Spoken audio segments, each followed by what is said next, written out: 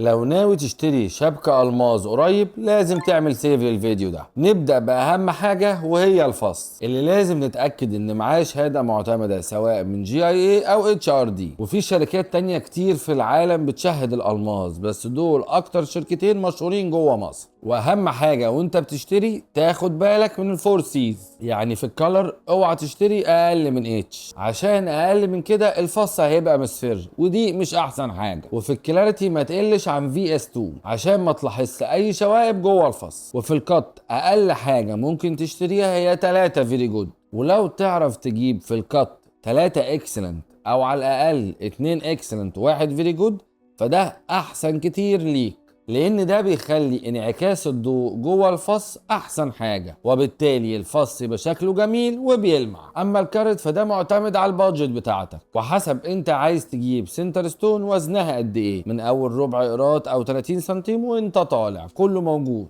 كده احنا اتكلمنا عن الفص، نيجي بقى للباقي. عندك كذا اوبشن، اما تاخد توينز على بعضه او تاخد الخاتم لوحده ومحبس زي ما انت عايز. في ناس بتاخد التوينز على بعضه او بتاخد الخاتم لوحده بالسنتر ستون وتجيب معاه محبس عادي او هاف تنس، وكله على حسب ذوقك. لو انت عايزه تروحي للكلاسيك هتخليكي في التوينز وهتخليكي في الفصوص الراوند، انما لو هتخشي في الحاجات المودرن فانت هتجيب الخاتم او المحبس من الفصوص الفانسي كات، سواء كان بير ماركيز كوشن زي ما انت عايز. وطبعا هتلاقوا كل ده عندنا في كل فروع مجوهرات الطويل. كان معاكم دكتور ياسر الطويل وده الجواهرجي. سلام.